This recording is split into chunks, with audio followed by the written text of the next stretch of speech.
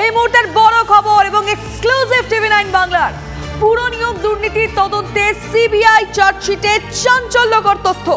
2020 সালে দক্ষিণ দমদম পুরসভায় একই দিনে গ্রুপ সি এবং গ্রুপ ডি পদে যোগ দেন 29 জন, আর এদের মধ্যে মজদুর পদে একই নম্বর পেয়েছিলেন 27 জন চাকরি প্রার্থী। ভাবতে পারছেন? আর কি কি তথ্য এক্সক্লুসিভলি টিভি9 বাংলার কাছে রয়েছে সেই খবর ব্রেক করবে সুজয় পাল, আমাদের প্রতিনিধি রয়েছেন এই মুহূর্তে। সুজয়,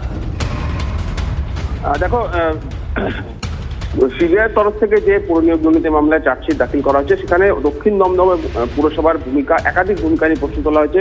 29 জনের নিয়োগ নিয়েও প্রশ্ন তোলা হয়েছে, কিন্তু যে বিষয়টা সিবিআই চার্জশিটে উল্লেখ করা হয়েছে যে 29 জনের মধ্যে 27 জন মজদুর পদে যোগ দিয়েছিল।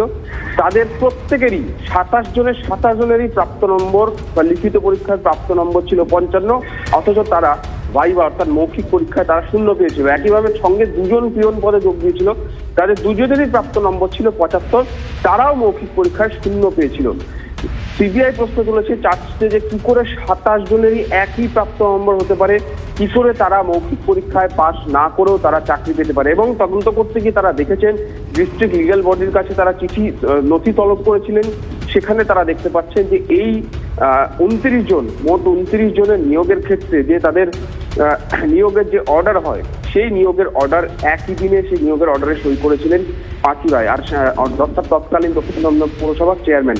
তদন্তকারীরা বলছেন যে এই পাঁচু রায়ের ভূমিকা এই জায়গাতেই প্রশ্ন উঠছে যে কি করে তিনি এই ধরনের একটি ক্ষেত্রে একই দিনে নিয়োগ করতে পারলেন, আর কি করে পুরসভা প্রত্যেকের একই প্রাপ্ত নম্বর হওয়ার পরেও তাদের নিয়োগের ব্যবস্থা করলো। এবং এক্ষেত্রে কিন্তু যেটা তারা প্রশ্ন তুলছেন যে এই দক্ষিণ দমদম পুরসভার ক্ষেত্রে যে দায়িত্ব ছিল, অর্থাৎ এক্ষেত্রে নিয়ম বহির্ভূতভাবে দায়িত্ব দেওয়া হয়েছিল অয়নশীলের সংস্থা এপিএস ইনফোজন প্রাইভেট লিমিটেডকে। তারাই কিন্তু পরীক্ষা সুজয়, এই নিয়োগ পরীক্ষার ক্ষেত্রে আমরা জানি সবসময় একজন এক্সপার্টকে নিয়োগ করা হয়, যিনি কিনা এই দায়িত্বগুলো সামলাবেন, যিনি কিনা এই পরীক্ষার যে সমস্ত নিয়ম রয়েছে তিনি সেই দেখাশোনা করবেন। এক্ষেত্রে কি সেই কোনো এক্সপার্ট ছিল?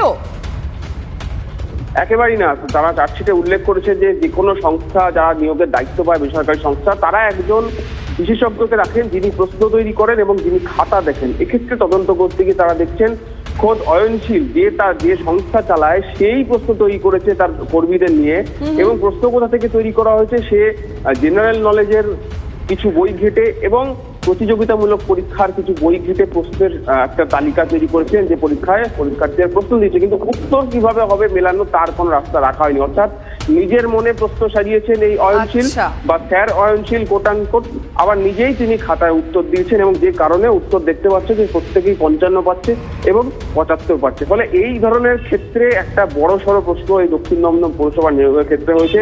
বাকি পুরসভাগুলিতে ক্ষেত্রেও এই নিয়োগের কিন্তু বিভিন্ন প্রশ্ন উঠেছে। ফলে আপাতত চার্জশিটে দক্ষিণ দমদমের পুরসভার ভূমিকার ক্ষেত্রে তারা একাধিক জায়গায় অনিয়ম খুঁজে পেয়েছেন সেই তথ্য উল্লেখ করেছে, আর স্বাভাবিকভাবে প্রশ্নের মুখে সেই সময়কার চেয়ারম্যান পাঁচু রায়। নিঃসন্দেহে সুজয়, এই মুহূর্তে বড় খবর ব্রেক করলে তুমি নজর থাকবে আমাদের এই খবরের দিকে। এই মুহূর্তের বড় খবর আমরা আপনাদেরকে ব্রেক করলাম। সত্যি কি না হয় না, এই পুরো নিয়োগ দুর্নীতির তদন্তে চার্জশিট দিয়েছে সিবিআই, সেখানে একটার পর একটা তথ্য সামনে আসছে। 17টি পুরসভা, সেখানে 3650 জনের মধ্যে 1834 জনের নিয়োগই নাকি ভুয়ো বলে দাবি করছেন তদন্তকারীরা। আর সিবিআই এর দাবি এর মধ্যে সব থেকে বেশি ভুয়ো নিয়োগ হয়েছে দক্ষিণ দমদম পুরসভায়। যে সময় নিয়োগ দুর্নীতি হয়েছে বলে অভিযোগ, সেই সময় দক্ষিণ দমদমের পুরপ্রধান কে ছিলেন? পাঁচু রায়। পাঁচু রায় আজ বলেছেন, মানে গতকাল তার সঙ্গে আমরা যখন কথা বলেছিলাম তিনি বলছেন যা হয়েছে সবই নাকি রাজ্য সরকারের নজরদারিতে হয়েছে। মানে মাইক্রো লেভেল থেকে এবার অভিযোগটা উঠছে ম্যাক্রো লেভেলের দিকে।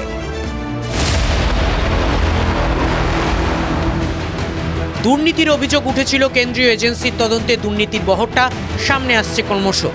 আদালতে সিবিআই জমা দেওয়া চার্জশিটে দাবি করা হয়েছে 2014 সাল থেকে রাজ্যের 17টি পুরসভায় 3650টি নিয়োগ হয়েছে, এর মধ্যে 1864টি নিয়োগই ভুয়ো। টাকিতে 15, কামারহাটিতে 303, দক্ষিণ দমদমে 329, বাদুড়িয়ায় 39, দমদমে 61, হালিশহরে 39, কাঁচরাপাড়ায় 49, টিটাগড়ে 221, নবদ্বীপে 1, নিউ ব্যারাকপুরে 74, রানাঘাটে 101, বীরনগরে 26, কৃষ্ণনগরে 200, উত্তর দমদমে 64, উলুবেড়িয়ায় 18, ডায়মন্ড হারবারে 18 এবং বরানগরে 276টি বেআইনি নিয়োগ হয়েছে। সিবিআইয়ের দাবি দুর্নীতি হয়েছে খুলেআম, কিন্তু কিভাবে? প্রভাব খাটিয়ে একটি এজেন্সিকে পুরো নিয়োগের বরাদ দেওয়া হয়।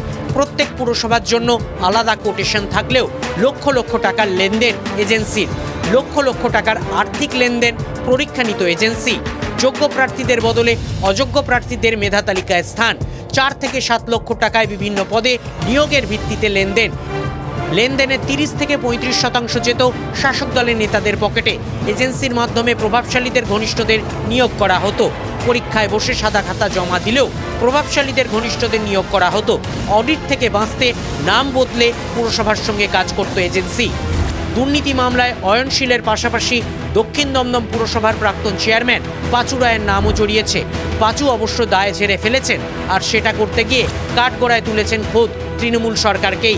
সমস্তটাই ডিরেক্টর অফ লোকাল বডিজ ঠিক করে। এখানে মিউনিসিপ্যালিটি শুধু ইন্টারভিউটা করা ছাড়া কোনো কাজ নেই। যে পোস্টগুলো এখানে বলা হচ্ছে 329 কি যাই হোক না কেন, সমস্তটাই ডিএলবি স্যাংশন পোস্ট। দমদম মিউনিসিপ্যালিটির কোনো অধিকার নেই, কোনো ক্ষমতা নেই কোনো পোস্ট এভাবে ক্রিয়েট করা। সিবিআইয়ের অধিকার আছে কোনোটি করার, যে কোনো মামলাকারীর অধিকার আছে, কিন্তু এটা কোর্টে যাবে, কোর্ট থেকে বিচার হবে এবং তারপরে ঠিক হবে যে এটা কোনটা কি ঠিক না ভুল না কি আছে। আইনি লড়াই তো আমার যে লয়ার রয়েছেন তিনি যথাযথভাবে এর উত্তর দিচ্ছেন আর কি। অ্যাডভান্স বেল পিটিশন সেটা আজকালের মধ্যে সাবমিট হয়ে যাবে। পাঁচু রায়ের মন্তব্যে অবশ্য পার্থ চট্টোপাধ্যায়কে খুঁজে পাচ্ছে বিজেপি। তো পাঁচুবাবু সরাসরি বলতে পারতেন যে মুখ্যমন্ত্রীর নিয়ন্ত্রণে হচ্ছে। পাঁচুবাবুর ইঙ্গিত খুব স্পষ্ট। পার্থবাবুর মতন পাঁচুবাবুও বুঝিয়ে দিয়েছেন ঠারে ঠারে ওই সরকার তো একটাই না, একটা পোস্ট বাদ বাকি ল্যাম্প পোস্ট সবাই আমরা জানি। তাহলে সেই সরকার মানে মুখ্যমন্ত্রীর নিয়ন্ত্রণে এই দুর্নীতি হয়েছে। পাঁচুবাবু পার্থবাবুরা বলেছেন ছাড়ুন পৌরসভায় দুর্নীতি, আগে শুভেন্দু অধিকারীকে ছুঁয়ে দেখাক, যে কারণে আমাকে জেলে ঢুকিয়েছে বাপের বেটালে ছুঁয়ে দেখাক।